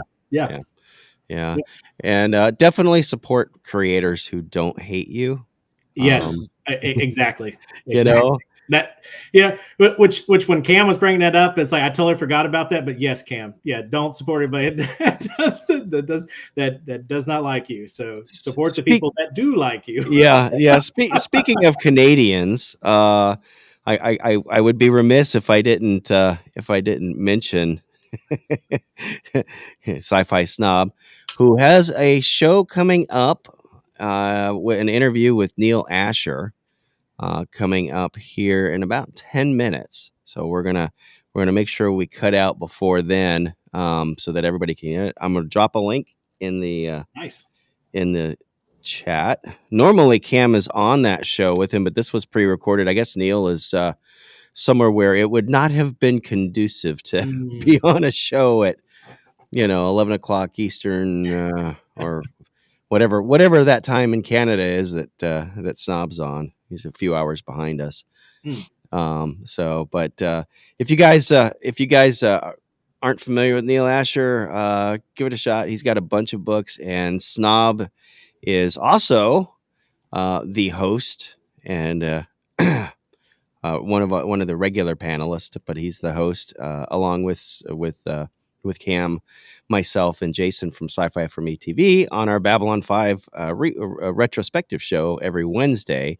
And that's also at he's in the UK. Okay. Oh, okay. He's in the UK. Yeah. Well, I was since you brought that up, Babylon 5 is one of my favorite series of all time. I know. I told Snob and Cam that, and I'm like, hey, we got to get this guy to drop on. Yeah. So I need to make it one day. But I've got an interview like next Wednesday with Brandon from RPG Overview. Okay. So I'll be on his show this Wednesday. But right. But yeah, I'm going to make it. You guys got me started watching it again. I don't know how many times I've watched the series through. I'm already powering my way straight through season 1. So I'll catch up here real quick. Okay. Starting season 3. Well, let us know when you want to come on. Yeah, season 3, episode 1 is this Wednesday. So that's going to be. So we're just getting started. We're ready to go. Yeah, it's 4 in the morning. I will Sci-Fi Snob. I will just let me get caught up. Let me get caught up here. But like I'm saying, I've got a Kickstarter. I got to get through all this. You've got a lot of work. But I'll catch up. Man. Trust me.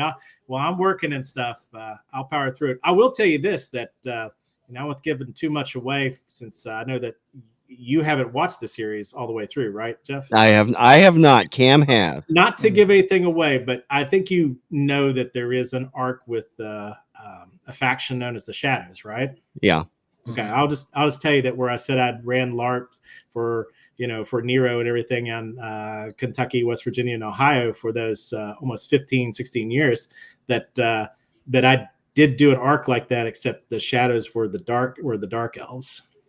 I did have an individual that I named. Nobody picked up on it, Mr. Morden. Go around and ask people, really, what did you want? you know, or you know, yeah. Yeah. What do you want? What do you want? Yep. yeah, Yep. yeah, And yeah. then of course the contrary to that is, and who are you? Yeah, You know? who are you? And you know, what do you want? You know, Yeah. and I'm gonna tell you, it worked like a charm. I had Did people it? just give everything, all this information to this guy, and he'd be like, "Oh, here's your formal scroll. Here's the magic sword that you wanted. Yeah, sure, no problem. You know, I'll make everything go away for you." Mm-hmm. And then And the other They shoe had no drops. clue. Yeah, la la la la la. Right. oh, so Firefly, Cam, you love Firefly, right? No comment. Oh.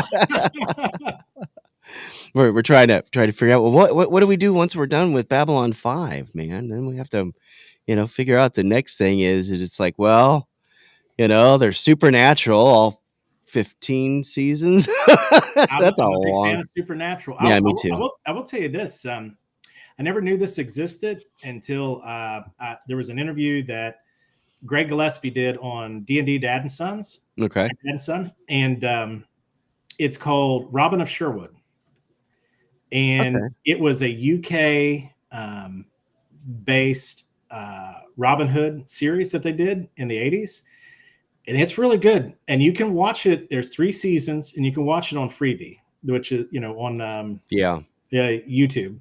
And I started watching it, and I was like, "Oh, I'll just check this out, see how it is." And I was like, "Man, this is actually really good." And I was like, "No wonder, it inspired some of Barrow Mace, like Hearn the Hunter or Hearn the Hunter." That's where his nod and everything, his inspiration. Okay, so Agile is asking a great question. So we are multi-streaming this right now on Sci-Fi for Me TV, as well as on my channel, Tennessee Tabletop Tavern, and this is always going to be on my channel. Any of the interviews we'll probably try to multi-stream for as long as Jason is kind enough to allow it. He's a great guy. Hopefully he's made it home safely. But I'll probably be putting up some other stuff. I've got a couple other show ideas that maybe just for pre-recorded videos and stuff that I'll put up there, embracing the rejected and dejected, my circle of friends, and hopefully we'll put it up. I'm gonna talk more about some of the stuff I've got. Yeah, might even do a review of Secrets of Blackmoor. I watched it on Thanksgiving while I was cooking, and so I want to turn around and watch it again. And so subscribe to the Tennessee Tabletop Tavern. I put a link in the chat. In fact, if you don't see it, you should be able to look for the @TN Tabletop Tavern, and that's that should take you there.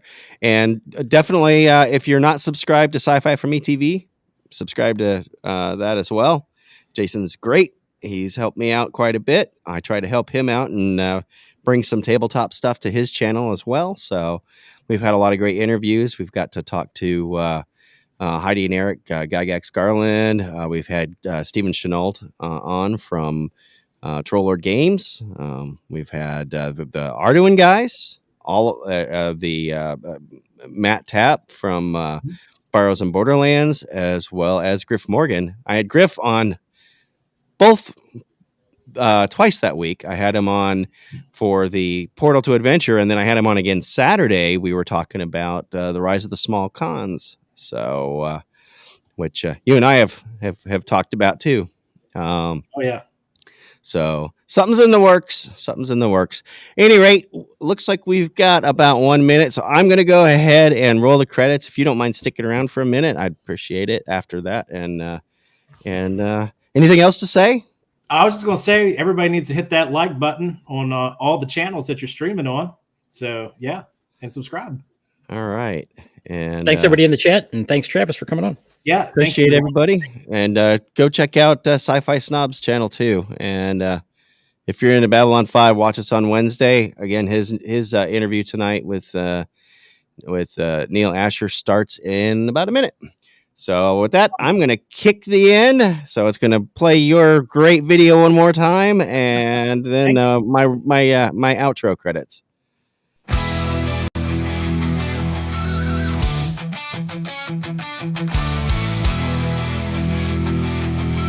Full Metal Delta.